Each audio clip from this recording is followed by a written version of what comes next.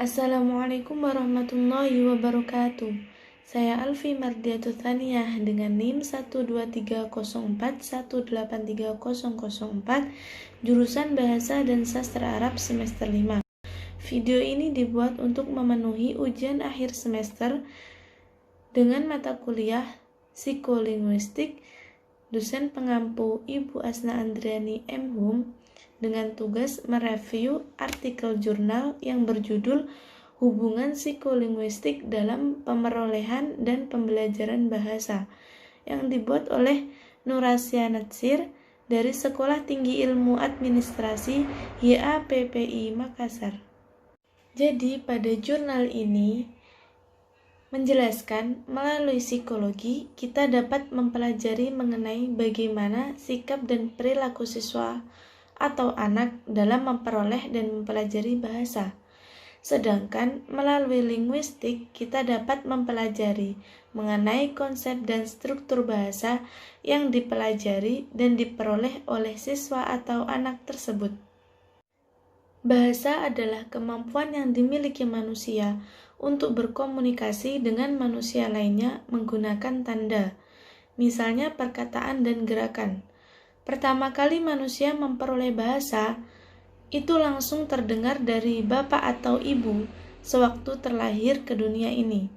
Kemudian, seiring berjalannya waktu dan pertumbuhannya, mereka akan memperoleh bahasa selain bahasa yang diajarkan oleh ibu dan bapaknya, yang disebut dengan akuisisi bahasa atau language acquisition.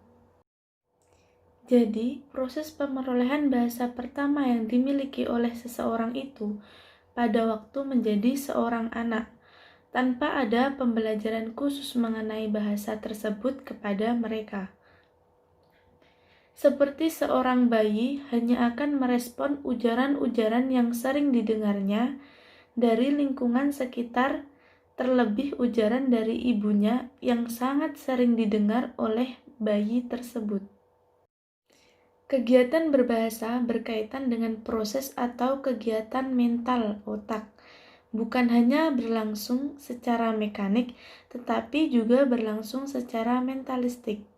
Oleh karena itu, dalam kaitannya dengan berbahasa, studi linguistik perlu dilengkapi dengan studi antardisiplin antara linguistik dan psikologi yang lazim disebut psikolinguistik.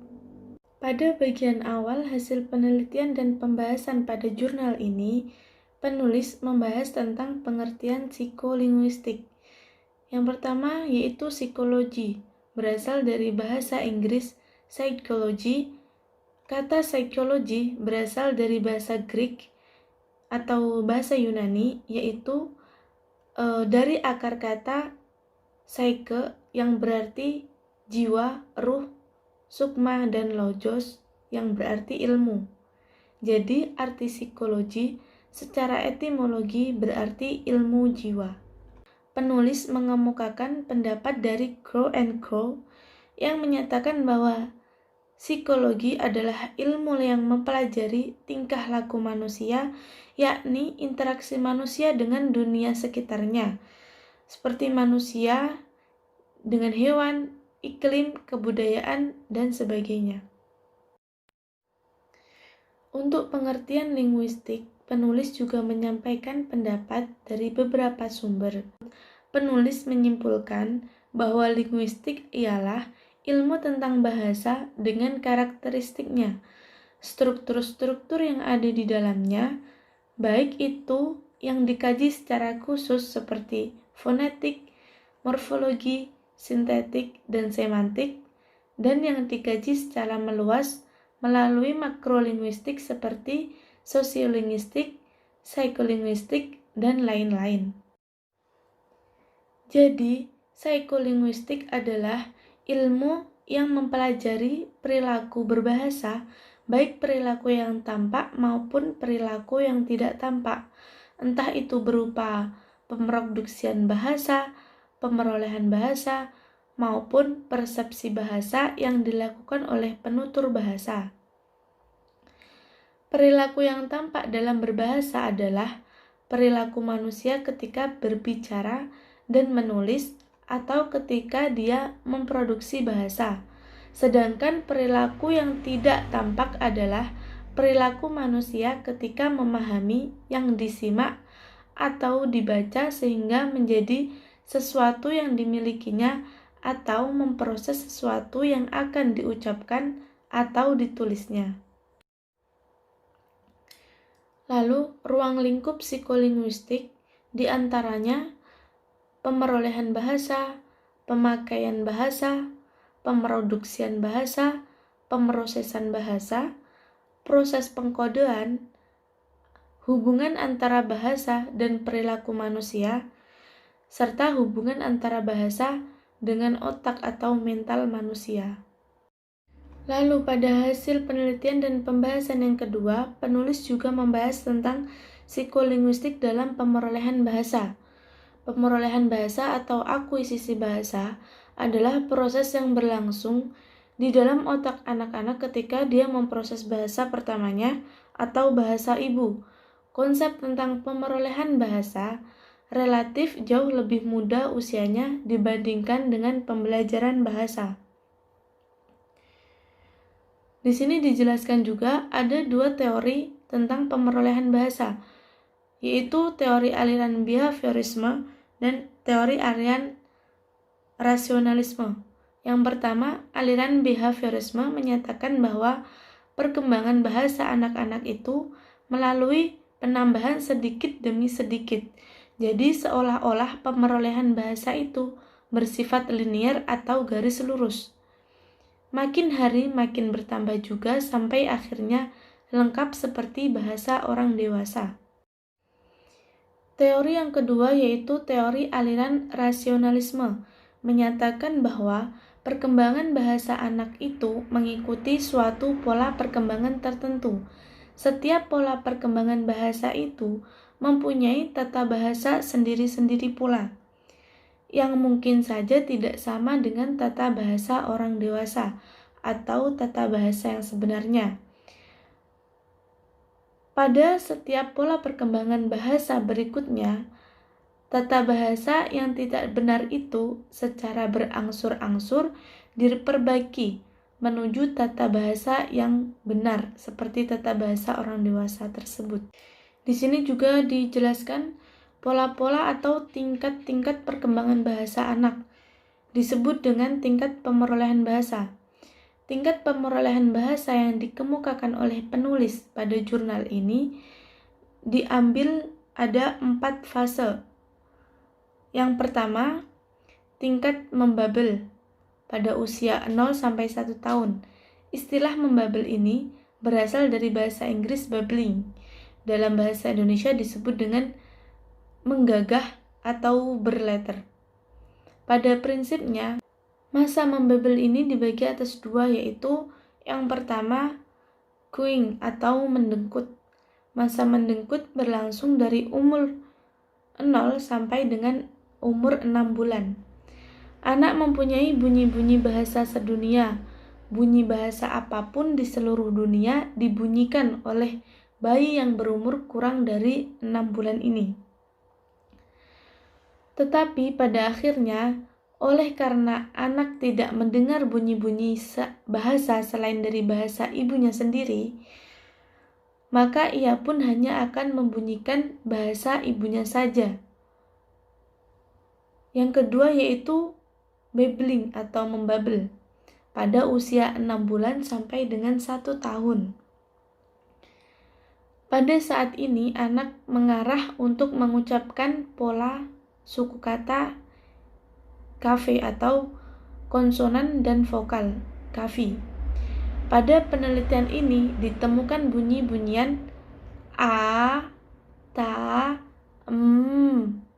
sebagai bentuk membabel pada balita yang berusia 7 sampai 12 bulan. Yang kedua yaitu masa holofrase pada usia 1 sampai 2 tahun. Pada masa ini, anak-anak mengucapkan satu kata dengan maksud sebenarnya menyampaikan sebuah kalimat. Contohnya saat seorang anak menyebutkan cucu, caca, yaya, mama, tata, nana, yang kemungkinan berarti susu, kakak, saya, makan atau mama, yang mana maksud anak tersebut mungkin menyampaikan sebuah kalimat tersebut seperti saya ingin minum susu mama, mainan kakak. Mungkin juga kalimat lain, tergantung pada konteks anak tersebut menunjuk atau menginginkan sesuatu yang ada di sekitarnya. Yang ketiga, dinamakan masa ucapan dua kata, umur 2 sampai 2 tahun 6 bulan. Pada masa ini, anak sudah mulai mengucapkan dua buah kata.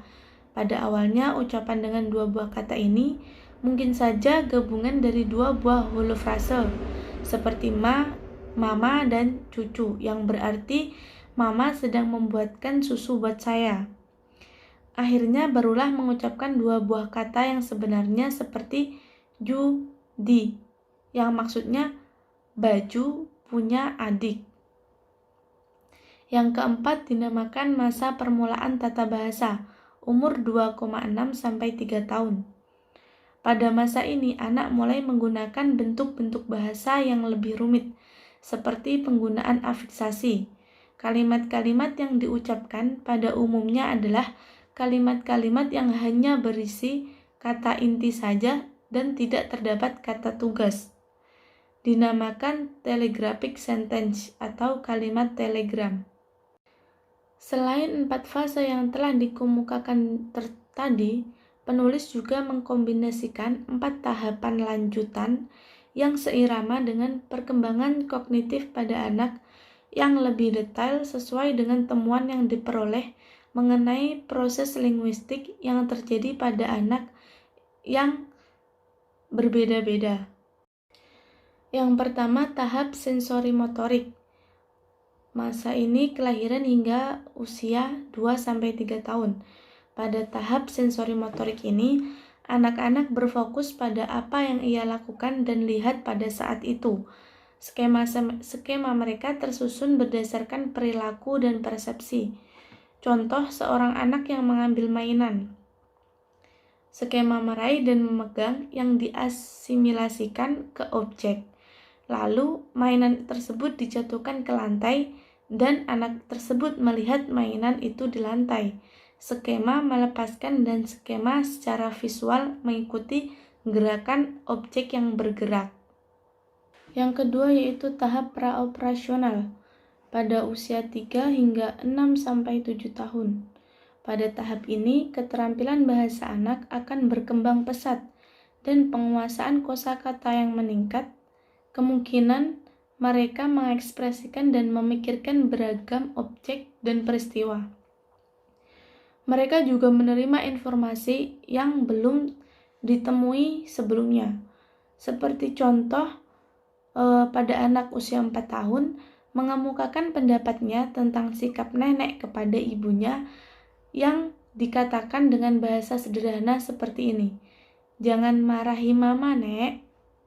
Hal tersebut menunjukkan bahwa anak pada tahap pra-operasional ini sudah mampu mengaktualisasikan pemikiran mereka lewat bahasa. Pada kombinasi tahapan lanjutan yang ketiga yaitu tahap operasional konkret pada usia 6-7 tahun hingga 11 atau 12 tahun. Pada tahap ini, proses-proses berpikir mereka menjadi terorganisasi ke sistem proses-proses mental yang lebih besar, yang memudahkan mereka berpikir lebih logis daripada sebelumnya. Anak-anak pada tahap ini terus mempertajam kemampuan berpikir yang baru mereka peroleh selama beberapa tahun, seperti pada kasus siswa yang duduk di bangku sekolah dasar yang usianya tergolong pada tahap operasional konkret ini. Mereka sudah mampu mencermati soal-soal perhitungan dengan menggunakan beberapa alat hitung, sudah mampu menimbang benda dengan alat timbangan, sudah mampu mengorganisir dirinya melalui piket kelas dan organisasi kelas, seperti ketua kelas, sekretaris, dan bendahara. Pembahasan terakhir yang terdapat pada hasil penelitian dan pembahasan yaitu psikolinguistik dalam pembelajaran bahasa. Pembelajaran bahasa berkaitan dengan proses-proses yang terjadi pada waktu seorang anak-anak mempelajari bahasa kedua setelah dia memperoleh bahasa pertamanya. Belajar bahasa dilakukan secara formal dalam setting yang formal pula, misalnya pembelajaran bahasa dalam kelas. Namun dengan demikian, belajar bahasa secara formal tidak harus dilakukan dalam suatu tempat yang dibatasi oleh ruang atau tidak harus dilakukan dalam kelas. Kegiatan belajar dimanapun asalkan proses belajar itu diarahkan pada penguasaan kaidah kebahasaan secara disadari, maka proses itu disebut pembelajaran. Pada proses belajar secara formal maupun non-formal, proses psikolinguistik bekerja untuk memperoleh bahasa melalui pembelajaran tersebut. Pada proses pembelajaran bahasa, siswa atau peserta didik adalah subjek dalam pembelajaran. Siswa beraktivitas untuk mencapai ranah-ranah psikologi, baik kognitif, afektif, maupun psikomotor, dengan kemampuan menggunakan bahasa baik secara reseptif atau menyimak dan membaca, atau reproduktif atau berbicara dan menulis. Lalu peran psikolinguistik dalam pembelajaran bahasa sangat penting. Tujuan umum pembelajaran bahasa itu siswa mampu menggunakan bahasa yang baik dan benar, baik dalam berbahasa lisan atau berbahasa tulisan, yang diasuh oleh pendidik yang memahami betul ilmu psikolinguistik secara komprehensif. Karena terkadang ada siswa yang memiliki kesalahan dalam proses pembelajaran bahasa, seperti penyebab kesalahan yang dilakukan diantaranya adalah kesaratan beban atau overloading, yaitu perasaan was-was menghadapi ujian atau pertemuan dengan orang yang ditakuti atau orang yang belum pernah ditemui, atau karena penutur kurang menguasai materi, terpengaruh oleh perasaan afektif, kesukaran melafalkan kata-kata, dan kurang menguasai topik pembahasan. Dari penyebab kesalahan-kesalahan tadi dapat diklasifikasikan berdasarkan ranah psikologi. Siswa dapat berbahasa dengan baik dan benar melalui pengetahuan dan kaidah-kaidah bahasa yang diajarkan oleh gurunya. Lalu kaidah-kaidah bahasa dipelajari dalam ilmu linguistik. Untuk dapat menggunakan bahasa secara lancar dan komunikatif, siswa tidak hanya cukup memahami kaidah bahasa saja, tetapi diperlukan kesiapan kognitif seperti penguasaan kaidah bahasa dan materi yang akan disampaikan. Lalu afektif, yaitu tenang, yakin, percaya diri, dan mampu mengeliminasi rasa cemas, ragu-ragu, was-was, dan sebagainya. Serta psikomotor, seperti lafal yang fasih, keterampilan memilih kata, frase, klausa, dan kalimat. Dengan demikian, jelaslah bahwa betapa pentingnya peran psikolinguistik dalam pembelajaran bahasa. Seperti halnya ungkapan orang tua dahulu, bahwa guru atau pendidik ialah orang tua di sekolah bagi siswa, yang tak semata-mata menyampaikan materi saja, tetapi juga perlu memahami kondisi jiwa setiap siswa yang diasuhnya. Sebab dengan memahami psikologi anak, pembelajaran akan terarah ke pusat cita-cita yang diinginkan, yaitu terciptanya sebuah peradaban bangsa. Dalam jurnal ini, penulis menyimpulkan hubungan atau peran psikolinguistik dengan pemerolehan bahasa, yaitu adanya hubungan kebutuhan-kebutuhan kita untuk mengekspresikan dan mengomunikasikan melalui bahasa yang telah kita capai sejak kecil.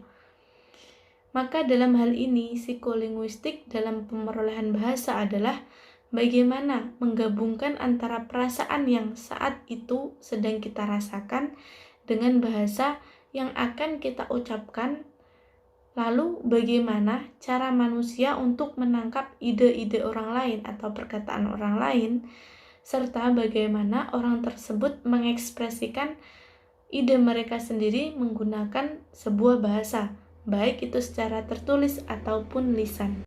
Sekian dari pembahasan saya tentang review jurnal hubungan psikolinguistik dalam pemerolehan dan pembelajaran bahasa. Ada kurang lebihnya, mohon maaf dan terima kasih. Wabillahi taufiq wal hidayah wa ridha wal inayah. Wassalamualaikum warahmatullahi wabarakatuh.